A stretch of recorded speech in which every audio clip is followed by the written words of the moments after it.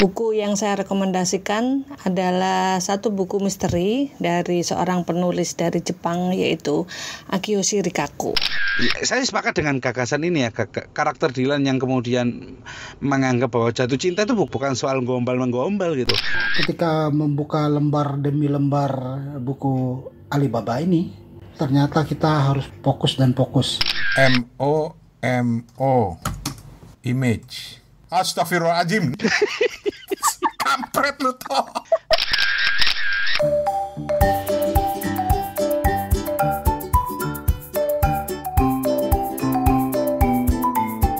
Kita ketemu lagi di Kepo Buku episode ke-9.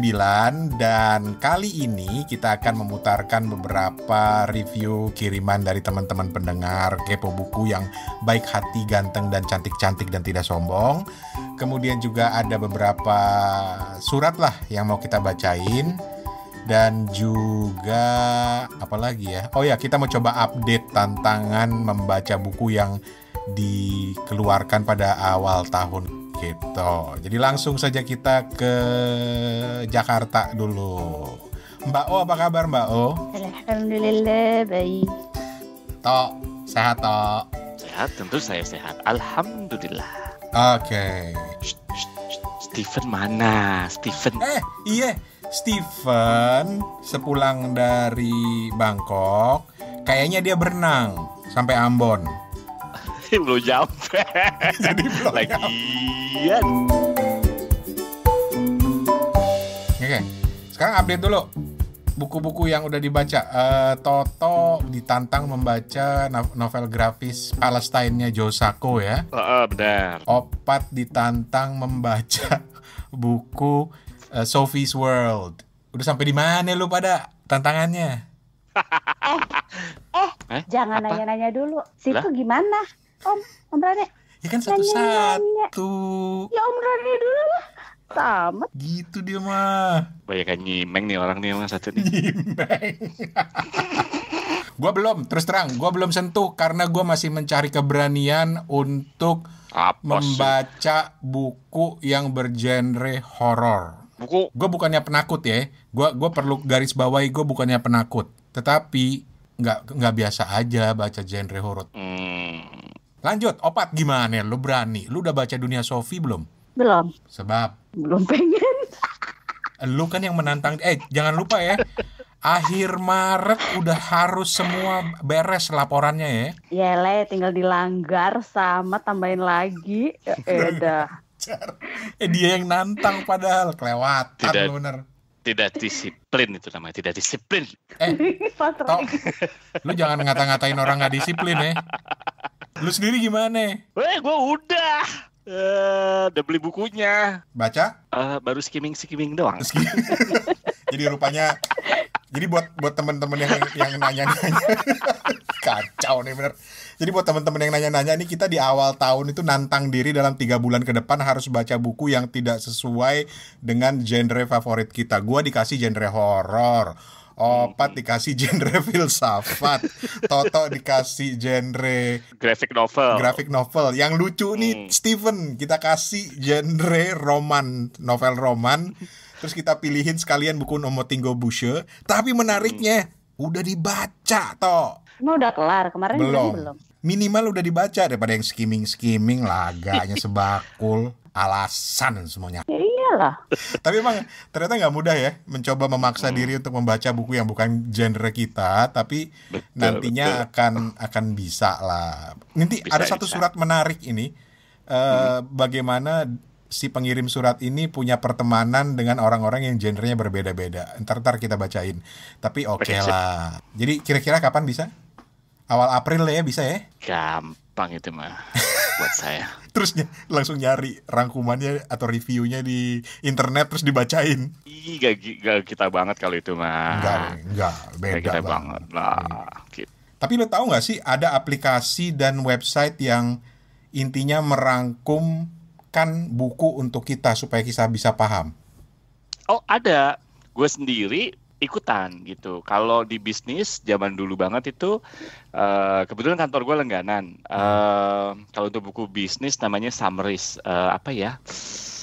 lupa gue, executive book summaries, isinya buku-buku bisnis gitu kan.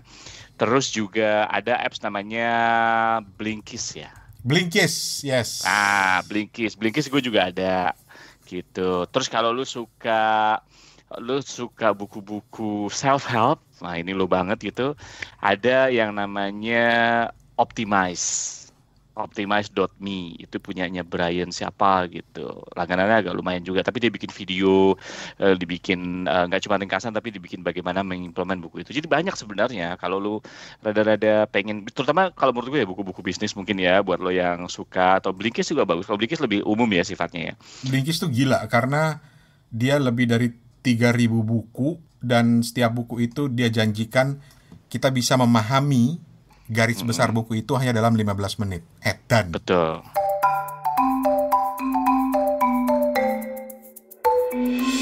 Ya wes, sekarang kita akan mulai dengan membacakan surat dari beberapa teman pendengar. Terus kita akan putar beberapa rekaman, ada 3 rekaman tepatnya. Jadi mungkin Opat, lo masih megang nggak surat? Tadi gue udah kirim kan, Pat ya? Apa? Dari siapa tadi ya? Jangan diomongin biar gue ngomong. Oh iya. Ya udah, lanjut, silakan, Pat. Ini ya, surat cinta enggak ya? Surat cinta udah untuk kepo buku dong ya. Oke, aku mulai ya suratnya. Di sini mulai musiknya. Ya, silakan. Halo Mbak Opat, Om Toto, Bang Steven, dan Bang Rane. Aku suka dengerin kepo buku karena rasanya kayak ngobrol sama teman-teman penggemar buku aku. Jadi nih ya, aku punya 5 teman yang sama-sama suka buku. Lucunya kita beda-beda selera ya, kayak para host kepo buku inilah. Kita punya grup WhatsApp dan bikin aturan sendiri. Pokoknya nggak boleh ngomongin hal lain selain buku. Nah lucunya, biar kita beda-beda selera buku, tapi nyambung aja tuh kalau ngobrol. Malah kadang aku jadi belajar suka buku-buku lain. Nah kapan-kapan angkat dong tema tentang pertemanan buku, pasti seru ceritanya. Oh iya, namaku Sisil di Bandung. Makasih ya, salam kenal. Halo Sisil, salam kenal. Salam kenal Sisil. Buku-buku tentang pertemanan tuh apa maksudnya? Maksudnya gini loh, jadi dia dan teman-temannya itu berteman karena buku, kurang lebih gitu ya, aku nanggapnya Teh Sisil ya. Terus sukanya tuh bukunya beda-beda, kayak misalnya kita ini, tapi walaupun sukanya beda-beda, tetap satu jua.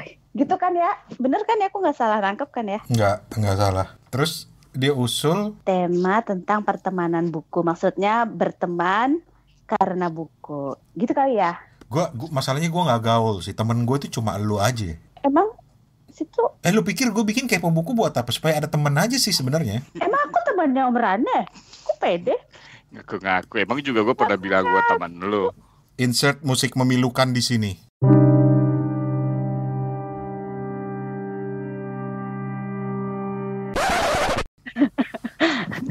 Tapi Pat, lu kan sering cerita, lu punya WhatsApp grup yang teman-teman yang penyuka buku. Mungkin kayak gitu kali ya maksudnya idenya ya? Iya, mungkin gitu. Kalau aku kan sebenarnya beberapa tahun lalu kan memberanikan diri mengikuti suatu komunitas gitu. Nah, terusnya ya udah terus kenal-kenalan sama teman-teman yang lain kan pastinya gak banyak, bahkan di komunitas itu banyak cabang grup WhatsApp-nya juga. Buset. Misalnya yang cabang Jakarta atau cabang yang lain atau gimana lah pokoknya gitu. Tapi menurut lu is there such thing as pertemanan buku nggak sih? Ada. Jadi aku pernah iseng gabung grup WhatsApp lainnya gitu. Mereka tuh kayak sempat pure ngomonginnya tuh soal buku dan perbukuan doang gitu. Cuma aku nggak nyambung sih, jadi aku keluar grup itu. Tapi itu mungkin aja. Dulu aku pernah deket sama satu temanku juga. Deket? Cewek. Oh cewek, ya terus? Lagi cowok juga biarin aja, sih emang nggak boleh. Apa temen deket sama cowok? Orang tua zaman sekarang tuh gimana? Iya, maaf. Gitu pemarah lu. Lanjut. Nah ya udah, jadi memang awalnya tuh berkomunikasinya karena kayak lo suka buku ini ya. Terus akhirnya jadi ngobrol banyak. Awalnya memang buku, tapi kemudian jadi teman. Jadi pacar. Enggak sih kalau aku ya, nggak tahu ya, mungkin banyak juga loh teman-teman yang awalnya buku terus jadi pacar gitu. Why not? Aku dan Steven tuh teman buku by the way. Oh. Iya, jadi kami nggak, kalau aku dan Steven pure teman buku karena kami nggak pernah kayak ngobrolin hal lain selain buku. So Sisil, makasih banget. Paling nggak kita udah sentuh sedikit tuh ngobrolin soal pertemanan buku gitu. Walaupun nggak ada yang mau temenan sama gue, nggak apa-apa lah, udah biasa. Tapi Om seneng banget loh, misalnya ada, ya kan dibilangnya kesukaan mereka itu beda-beda kan. Berarti kan walaupun mereka beda-beda, mereka punya safe space dan itu sangat, menurutku sangat menyenangkan sekali. Walaupun lo suka buku ini dan gak suka buku ini, tapi mereka bisa nyaman menceritakannya di dalam grup mereka, itu sesuatu yang menyenangkan dan mungkin melegakan juga ya. Karena kan misalnya aku nggak suka nih sama bukunya Om Rane, aku nggak bisa bilang ke halayak misalnya bukunya Om Rane ini jelek banget, ini nggak bisa. Tapi dengan ada safe space di situ bisa mengeluapkan ketidaksukaan itu terus juga ya. Sekarang kita ngapain dulu ya? Kita putar resensi buku dulu kali ya. Nanti yang surat berikutnya nanti ya, kita selang-seling ya. Kalau di radio putar lagu. Ini apa aku boleh nyanyi di sini? Mendingan jangan, Pat.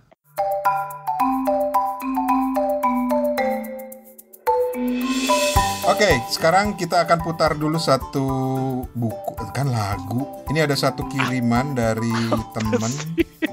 Iya, gue jadi rada-rada nih malam Gak ini. jelas lu. emang Om Rane lagi rindu Steven apa gimana sih? rindu gue, soalnya gue kalau bertiga gini gue merasa dikeroyok sama dua orang ini. Tapi kan lu emang lagi sendirian di Bangkok ya? Udah, jangan ngomong sendirian. Biasanya kan lu ditemenin sama Momo. Sudah, Momo siapa? Coba lu itu Google Momo. Momo itu ya yang penyanyi ya? Pokoknya Momo, M-O-M-O, terus Image. M-O-M-O Image. Astagfirullahaladzim, najis. Ya Allah, gue merinding. Kampret lu toh. Astaga. Ntar lu, gue close dulu ah. Tau-tau lu kurang ajar lu, bener lo. Jadi gini. Jadi Momo ini dibikin sama artis Jepang kan. Jadi nggak ada hubungannya dengan belakangan ini tuh katanya ada yang ngehack game-game online gitu, Ran. Jadi game-game online itu di-insert kayak begini dan bisa kan game-game online gitu kan anak-anak kecil gitu. Jadi anak-anak kecil itu ditakut-takutin dengan kayak gini katanya. Tapi ada yang bilang hoax sih, tapi ada yang bilang benar juga. Jadi di-insert sama di-hack game-game online ini dengan gambar-gambar kayak begini dan dia bisa ngomong gitu. Gue udah pernah lihat, emang serem sih itu. Nah, ngomong-ngomong soal serem, ini ada kiriman review dari Lila di Semarang. Hai Mbak Lila. Bukunya judulnya Giselle. Pakai S. Oh, Giselle, penulisnya Akiyoshi Rikako. Akiyoshi Rikako. Ini buku misteri. Jadi kita dengerin dulu. Halo Kepo Buku, saya Lila. Saya kali ini kepingin juga berbagi rekomendasi buku yang baru saja selesai saya baca. Buku yang saya rekomendasikan adalah satu buku misteri dari seorang penulis dari Jepang, yaitu Akiyoshi Rikako, berjudul Giselle. Di sampulnya terlihat cewek berbaju pengantin. Sekilas saya pikir ini cerita tentang seorang pengantin yang mungkin bunuh diri sebelum menjadi pengantin. Tapi ternyata saya salah karena main saya kurang jauh, jadi saya nggak tahu bahwa ternyata judul Giselle ini sebenarnya untuk para pecinta balet. Mungkin mereka tahu bahwa Giselle ini adalah salah satu repertoar yang cukup terkenal selain Swan Lake, kemudian Beauty and the Beast, Sleeping Beauty, dan lain sebagainya. Seperti biasa, Akiyoshi Rikako selalu memasukkan unsur misteri ya. Dan kali ini si penulis menulis tentang persaingan para performer, para artis yang bakal memerankan karakter-karakter yang ada dalam repertoire Giselle. Ada beberapa karakter yang disebutkan oleh penulis ini, yaitu Kanon, kemudian ada juga Junko, kemudian Yukiko, dan juga Ranmaru. Ranmaru adalah satu-satunya cowok yang masuk dalam geng kuartet yang disebut sebagai geng kuartet ini. Mereka berempat ini masih 2 tahun bergabung dalam Tokyo Grand Ballet, dan mereka tentu saja berharap untuk ikut bergabung dalam cerita atau dalam repertoire Giselle. Nah, ternyata Giselle ini dulu 15 tahun yang lalu pernah juga dipertunjukkan oleh kelompok teater yang sama, cuman pada waktu itu ternyata ada satu kecelakaan atau mungkin satu insiden yang merenggut nyawa salah satu balerina yang sebenarnya seharusnya memerankan sebagai Giselle. Nah, 15 tahun berlalu, kemudian akhirnya Tokyo Ballet teater ini kemudian memutuskan untuk mementaskan kembali repertoire Giselle. Dan tidak disangka ternyata banyak orang yang percaya bahwa arwah si balerina yang sudah meninggal ini muncul di studio latihan Pala Ballerina ini. Ternyata seperti yang sudah-sudah, Akiyoshi Rikako selalu mampu meramu satu topik yang sangat menarik dan sangat detail dalam menceritakan satu hal. Dan dalam hal ini Giselle, si penulis membahas tentang teknik-teknik dalam dance ballet itu dengan sangat detail ya. Dan banyak juga istilah-istilah Perancis yang saya juga nggak ngerti. Untung ada catatan kaki yang dicantumkan. Dan seperti biasa juga, seperti yang saya bilang tadi, ada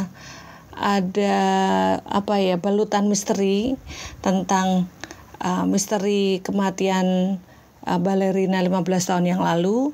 Kemudian 15 tahun kemudian muncul juga insiden-insiden yang cukup misterius, dan saya yakin si penulis ini mampu mengecoh para pembacanya seperti buku-bukunya terdahulu. Dan ternyata ya saya memang terkecoh. Jadi buku ini sangat-sangat saya rekomendasikan buat para pendengar Kepo Buku yang terutama suka dengan buku-buku misteri, dan tentu saja mungkin yang suka dengan sesuatu yang yang berhubungan dengan pertunjukan. Bagaimana orang itu menyiapkan satu pertunjukan di balik panggung ataupun sebelum panggung itu sendiri, kemudian mental para performersnya dan para guru, para supervisor yang sangat-sangat galak dan juga sangat-sangat nervous juga ya mereka, bagaimana melihat anak didik mereka nantinya akan tampil dalam satu pertunjukan yang tentu saja sangat-sangat ditunggu setelah 15 tahun repertoire ini tidak pernah ditampilkan. Oke, jadi buat pendengar Kepo Buku, silahkan pergi ke toko buku terdekat. Bisa juga ke toko buku online. Ya, saya rekomendasikan Giselle oleh Akiyoshi Rikako. Terima kasih. Sampai jumpa. Itu Lila. Lila, thank you banget. Tolong kirim lagi yang banyak ya reviewnya, tapi jangan yang misteri. Misteri apa horor? Karena misteri itu buat gue kaitannya selalu horor. Dan lu udah baca belum sih, Pat? Untuk yang bukunya Akiyoshi Rikako yang ini belum. Jadi FYI kalau om belum tahu ya, di Indonesia sendiri bukunya Akiyoshi Rikako ini udah terbit berapa ibu lupa deh, 7, 8, 6. Sudah dalam bahasa Indonesia? Sudah dalam bahasa Indonesia, diterjemahkan langsung dari bahasa Jepang dengan penerbit yang sama, penerbit Haro. Nah, terus ya pokoknya dia tuh udah banyak dan memang misteri semuanya bukunya ini yang udah terbit di Indonesia. Kalau buku yang diterjemahkan ke bahasa Inggrisnya kayaknya baru satu sih, Girls in the Dark itu, dan udah dibuat live actionnya juga. Jadi lebih banyak yang diterjemahkan ke bahasa Indonesia. Yap. Terima kasih sekali lagi Lila di Semarang. Gue lagi gara-gara ini gue browsing Akio Shirikaku. Kawaii des. Nah sudahlah. Jadi itu pernah ya di Instagram story-nya penerbitnya ini didatangkan, mereka ngobrol gitu. Terus sekali sama si Akio Shirikaku sensei-nya ini.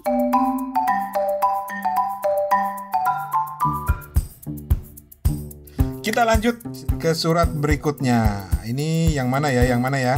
Coba gue bacain yang ini ya. Yang dari Teti. Halo Teti. Halo Teti, apa kabar? Hai Mbak Baca Teti. nih. Oke, halo Kepo Buku, kenalan dulu. Aku Teti di Jakarta. Mbak, aku sudah coba rekam review buku aku, tapi setiap aku dengar aku geli dengar suara sendiri. Udah gitu, kok aku nggak bisa cerita kayak teman-teman yang udah kirim ya. Akhirnya dia hapus deh. Hehehe. Maaf ya. Gimana sih cara bikin review buku kayak gitu? Terus aku mau usul dong sekali-kali bahas buku sastra klasik. Jujur aku penasaran tapi nggak tahu harus mulai dari mana. Kan pernah tuh Bang Toto cerita dia suka novel-novel klasik. Ceritain dong di Kepo Buku. Soalnya bisa jadi kayak pengantar gitu buat kita supaya tertarik. Aku sempat nyari loh beberapa buku yang pernah dibahas di Kepo Buku. Hihihi gitu. Ini benar-benar tulis ya, makanya gue baca gitu. Thank you Teti. Teti, makasih ya Teti. Lo tanggung jawab lo. Gue pertama ya bikin review buku dulu udah pernah kita bahas. Bikin review buku itu nggak usah susah-susah, nggak usah mikir-mikir, pokoknya direkam aja. Udah berapa kali kita bilang direkam langsung dikirim, nggak usah didengerin, beneran. Soalnya kalau dengerin ya ntar kita jadi geli sendiri. Pokoknya direkam aja, ngomong aja, curahkan pendapat kita, curahkan perasaan kita tentang buku yang kita baca, selesai kirim, nggak usah didengar-dengar lagi, nggak apa-apa. Nanti kita udarain gitu. Ntar kita bikin podcastnya gitu. Iya. Anggaplah kita lagi ngomong sama temennya, gue suka lagi baca buku ini nih, gue nggak suka, nggak tahu gue jalan ceritanya, gue bingung, udah dikirim aja padanya. Kita nggak punya pakem tertentu ya untuk nge-review buku gitu. Nggak ada pakem. Karena intinya kan sebenarnya kenapa akhirnya kita sebut Kepo Buku gitu ya, karena intinya lu benar-benar ngepoin buku banget, bahwa nggak usah harus dijelasin jumlah halamannya, struktur. Pokoknya intinya apa Betul. yang lu rasakan setelah membaca buku itu. Betul sekali. Oke. Terus tadi usulannya novel klasik. Kita memang ada rencana sih mau coba gimana ya, kita coba bikin semacam apa ya, kayak review khusus untuk novel-novel klasik. Ini juga sejalan dengan gue lupa pengirimnya, bentar gue lihat dulu. Ardi juga minta, cuma dia mintanya buku-buku novel klasik barat. Kalau Teti ini kayaknya lebih ke klasik-klasik Indonesia ya, yang sejalan dengan Toto yang mau koleksi semua novel-novel sastra klasik Indonesia. Mungkin kapan-kapan ya kita ambil satu buku unik klasik gitu, yang barat dan yang Indonesia. Perlu juga sih, supaya jangan lupa gitu.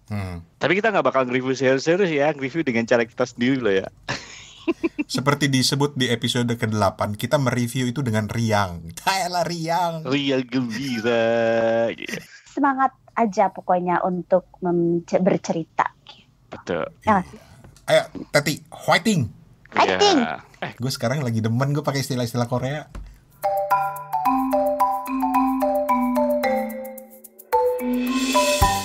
Sekarang kita lanjut memutar satu lagi. Nah ini spesial nih yang gue mau putar sekarang ini. Ini review dari Mas Nasfa Ahmadi. Gue lupa nanya, di Jakarta kalau nggak salah Mas Nasfa ini. Dan dia membaca buku judulnya Milea, Suara dari Dilan. Kita dengerin. Sip. Halo Bang Rane, halo semuanya, dan halo Opat. Podcaster favorit. Nama saya Nasfa Ahmadi, pengampu dari podcast milik saya. Halo. Saya mau bagi-bagi cerita aja sih soal buku yang lagi saya baca di awal bulan Maret, meskipun ini udah masuk pertengahan.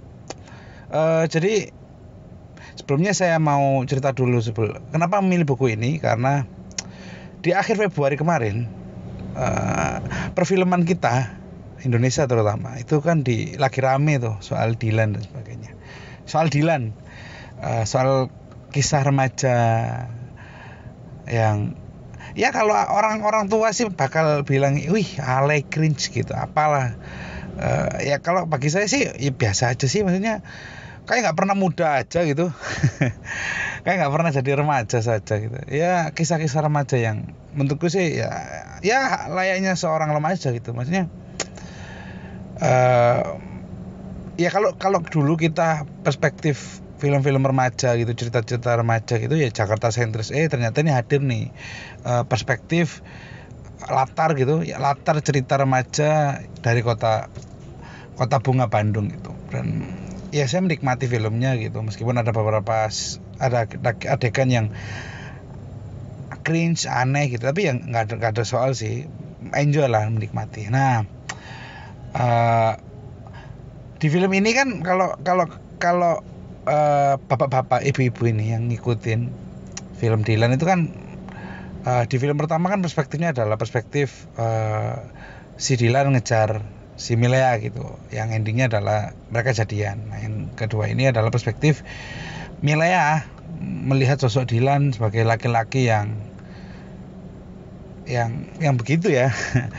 Sebagai seorang pokoknya sudut pandangnya adalah sudut pandang Milea. Kemudian ada satu adegan di mana kemudian Milea sama Dylan putus dan mereka bertemu kembali di Jakarta, mungkin latar itu ya pokoknya di satu kota besar, Jakarta sih mestinya, di Jakarta. Dan ya yang ditutup dengan adegan yang cukup plot twist gitu, yang ternyata enggak ya. Saya nggak mau spoiler soal filmnya, nanti ditonton aja, masih banyak kok filmnya itu di layar bioskop.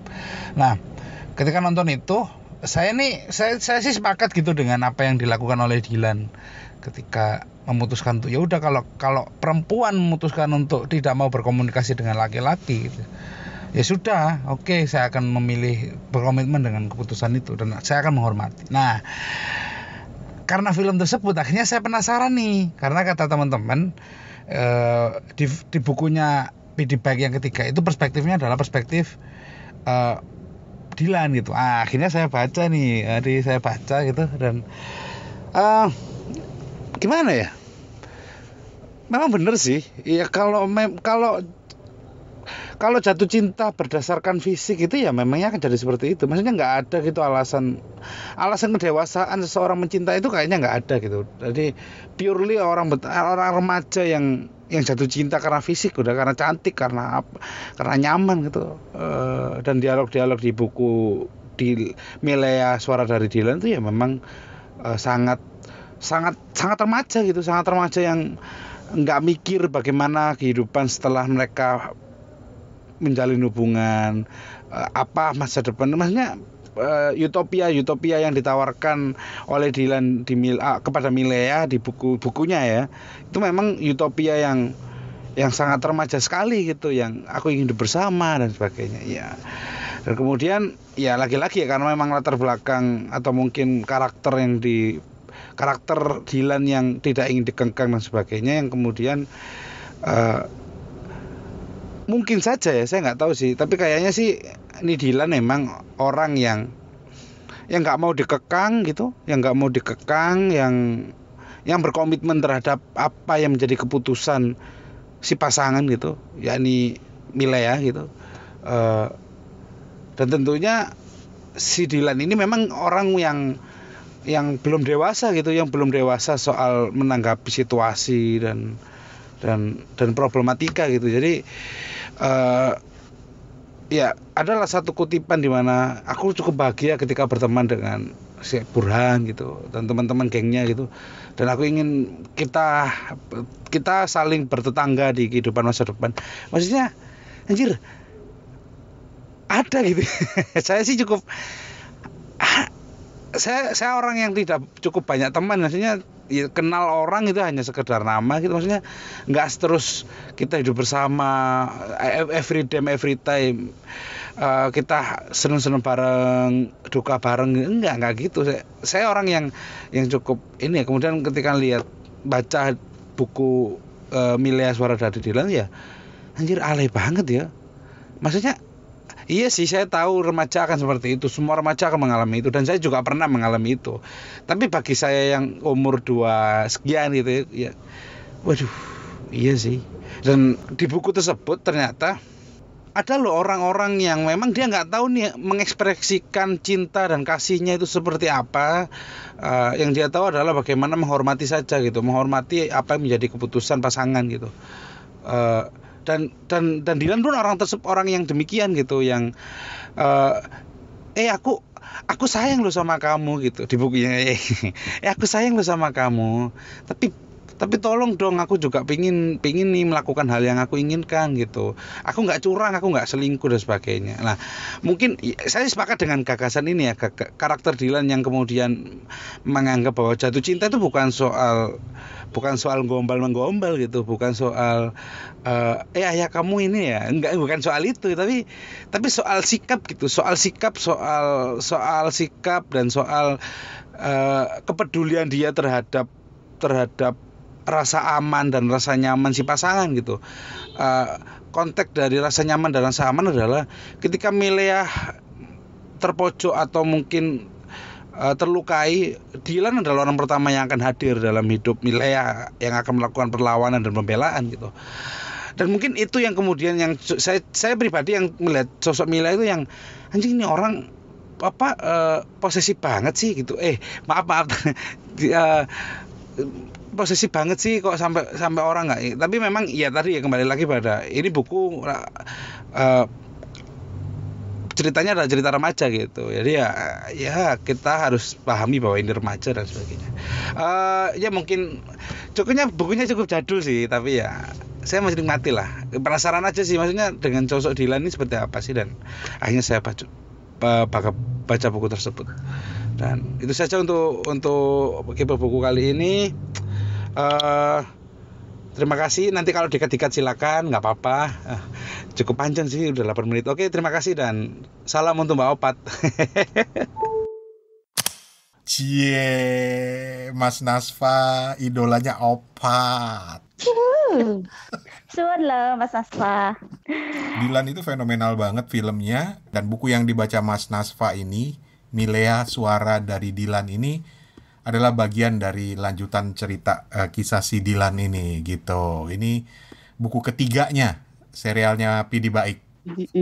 Dan ini dia mengambil sudut pandangnya Milea gitu. Dilan. Enggak ya, Dilan, dari Dilan gitu. Oke. Mas Nasfa, thank you banget. Mbak Opat udah baca Dilan? Yang pertama doang, yang kedua 3 belum. Kenapa? Pengen. Aku sih simple as that. Belum pengen. Belum pengen. Belum pengen ya, nggak, jangan dibaca kalau belum pengen. Makanya nggak dibaca, mau nanya. Om Toto gimana, Om Toto? Udah baca? Udah, yang Dilan kan? Oh, udah. Baru 1 buku gue baca. Buku pertama juga. Yang mana ya judulnya? Yang warnanya agak-agak biru-biru gitu. Ya, itu yang pertama. Iya benar-benar. Lu tanya gue dong. Lah, nggak mau. Ngapain lu nanya lu? Maksa banget. Sedih gue bener. Gue kalau nggak ada Steven sedih gue, karena gue dikeroyok sama 2 orang ini.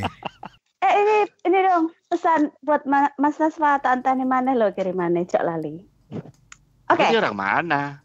Orang ya mana? Kan logatnya Surabaya gitu ta. Kalau Surabaya, oke baiklah. Oh, Mas Nasfa dienteni Mbak Opat. Iya. Monggo. Dan Mas Nasfa ini seorang podcaster juga. Lu harus dengerin podcastnya. Oke. Dia bisa ngobrol panjang lebar gitu ya, kayaknya di dalam mobil ngerekamnya, dan kita serasa diajak ngobrol gitu loh. Lengkap dengan logat Jawa Timurannya itu. Asik dong. Oke. Nggak mau aku. Geli. Nggak mau apa? Nggak mau ngundang aku Mas Nasfa di podcastnya. Hati-hati lo, disamperin lo beneran lo. Yes, saya sarankan jangan, Mas. Lanjut Om. Mas Nasfa, itu ditanyain, nggak mau ngundang Opat katanya. Lah masih dibahas dah. Udah lanjut. Disamperin, gua kasih alamat lo, lihat aja Mas Nasfa. Sakno rek. Sakno ayo. Oke.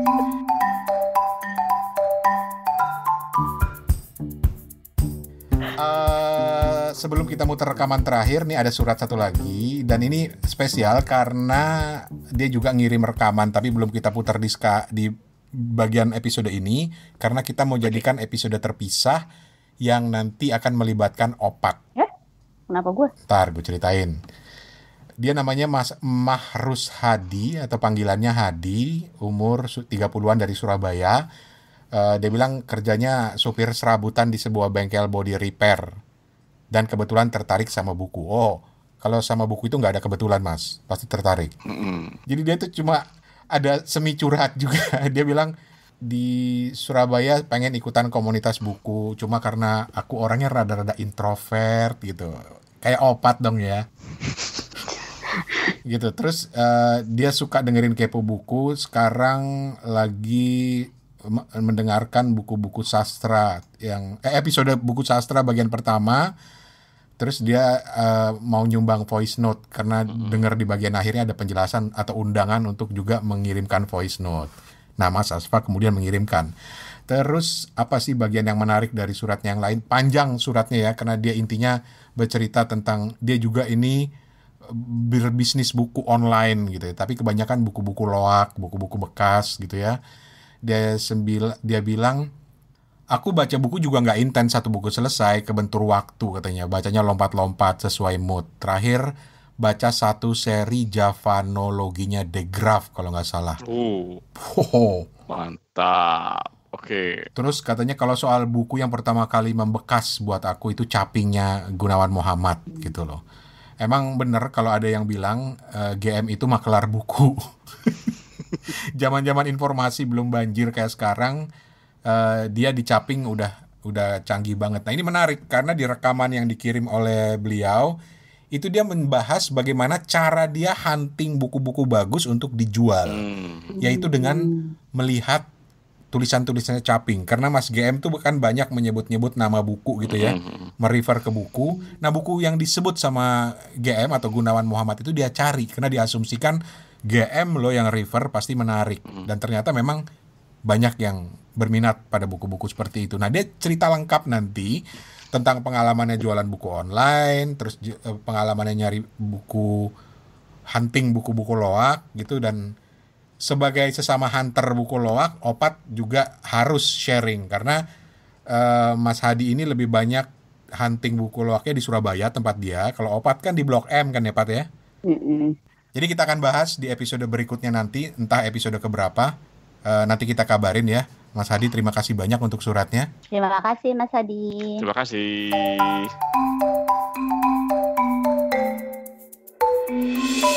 Oke, dan terakhir ini ada satu kiriman dari Mas Rudi Hartono di Pontianak. Wow, thank you Rudi. Thank you banget Mas Rudi. Nah, buku yang dikirim oleh Mas Rudi kali ini menarik, judulnya Alibaba Kerajaan Jack Ma oleh Duncan Clark. Kalau versi bahasa Inggris ini kan versi alih bahasa. Versi bahasa Inggrisnya itu Alibaba, The House That Jack Ma Built. Kita dengerin. Mari kita dengerin. Halo Kepo Buku.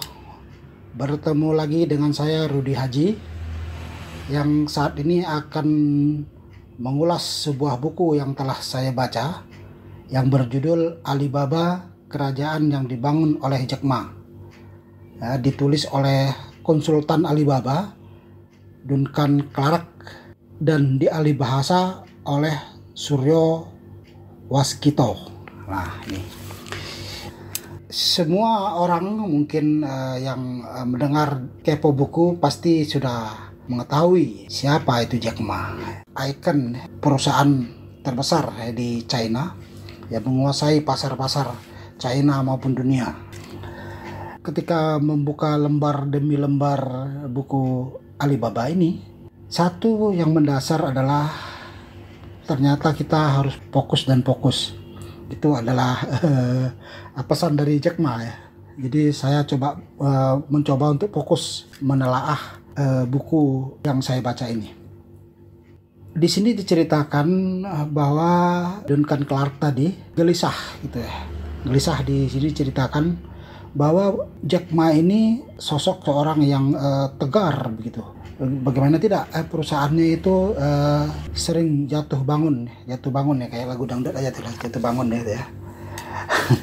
Jadi disinilah kegelisahan Duncan untuk menulis buku ini gitu. Nah, yang membuat dia kuat untuk menulis itu adalah sebuah penyesalan ketika Jack Ma menawarkan berapa persen saham Alibaba dan dia menolak. Nah, pada tahun 1999 itu saham Alibaba itu meroket dalam waktu 6 bulan setelah dia menolak itu. Nah, di sini yang dia akhirnya istilahnya kalau orang Melayu itu manas gitu. Manas tak berlawan gitu. Jadi akhirnya dia tuh ya menulis buku ini. Kemudian di situ diceritakan bahwa Jack Ma ini adalah seorang guru bahasa Inggris yang jenius ya, rendah hati dan ya, ambisius. Nah, dan akhirnya dia mendirikan perusahaan ya aneka barang online. Nah, padahal di kala itu Jack Ma sendiri tahu bahwa orang China itu ya karena memang sudah berpuluh-puluh tahun hidup dalam kemelaratan gitu ya. Jadi orang itu berhemat. Orang China itu berhemat dan menyimpan uang di bank. Nah, kata kuncinya apa di situ? Jangankan kita untuk menawarkan barang secara online ya yang dilihat di layar yang abu-abu itu ya. Dan orang China itu mana mungkin percaya ya. Tidak percaya, dia membayar uang dulu ya, baru barangnya datang. Itu tidak. Jadi budaya China pada waktu itu ya seperti itu. Jadi Jack Ma itu berusaha ya untuk tampil beda. Nah, jangankan dia itu perusahaan bernama Alibaba saja, orang China itu tertawa melihat dia. Ya, Alibaba itu kan 1001 malam ya, mimpi itu istilahnya mimpi 1001 malam orang Timur Tengah ya, bernama Alibaba. Nah, di sini Jack Ma tidak peduli dan dia jalan terus, fokus. Nah, pada akhirnya Jack Ma berhasil ya mengubah, karena memang ya oke lah yang mungkin kakek-kakek nenek-nenek itu generasi tua itu mungkin dia tidak bisa ubah, tetapi ini untuk generasi muda. Nah, di sini di generasi muda dia mulai China itu perekonomiannya sudah mulai meningkat ya, dan disitulah Jack Ma menemukan sepercik harapan. Nah, di sini menurut saya sangat menarik ya. Kerja keras Jack Ma itu membuahkan hasil, karena memang dimulai dari tidak ada uang, tidak ada teknologi, tidak ada barang. Sampai jumpa di Kepo Buku berikutnya. Salam. Thank you Mas Rudi, thank you banget udah ngirimin reviewnya.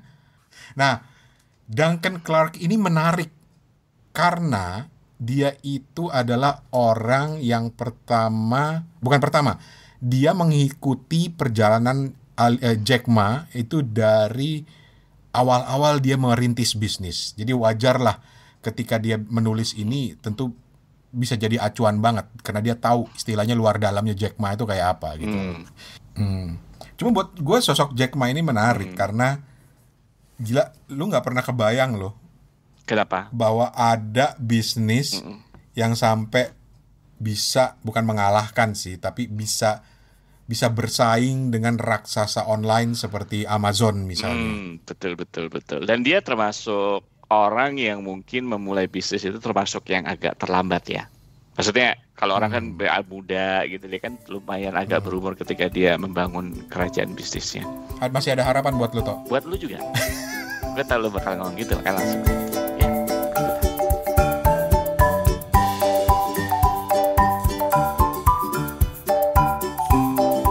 Ya wes, dari kami cuma untuk ikut mengirimkan seperti Lila, seperti Mas Rudi, seperti Mas Nasfa gitu ya, untuk mengirimkan review bukunya.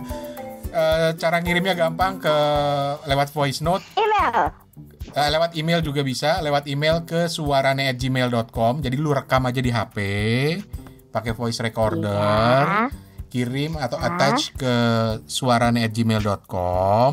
Ya. Jangan lupa menyapa Mbak Opat, Mas Steven, Mas Toto, terutama Mbak Opat, karena dia seneng sekali kalau disebut namanya. Apa sih?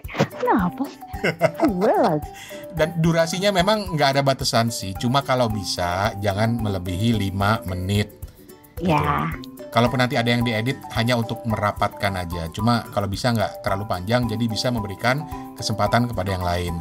Terus juga lewat voice note di WhatsApp juga bisa ke 087878505012, 087878505012, atau di browser di HP lo. Diulang. Aku tahu. Diulang nomor teleponnya. Oke.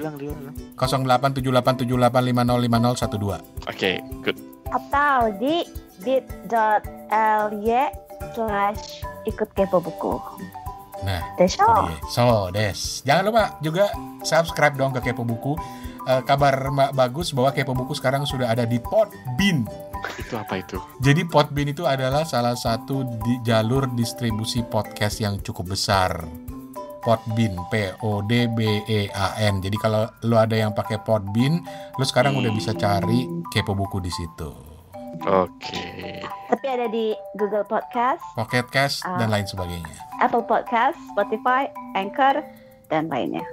Dan buat lo yang mau denger Opat lebih sering jadi main host di Kepo Buku, ayo voting. Kirim ke sini bilang gue pengen Opat yang jadi host Kepo Buku. Kalau gue Pot. Rasain lo. Nah, Opas yang nge-host gitu. Ya udah kalau gitu terima kasih yang udah dengerin. Toto terima kasih. Thank you. Opat terima kasih. Terima kasih semuanya. Steven terima kasih. Sama-sama. Waalaikumsalam. Salam. Salam.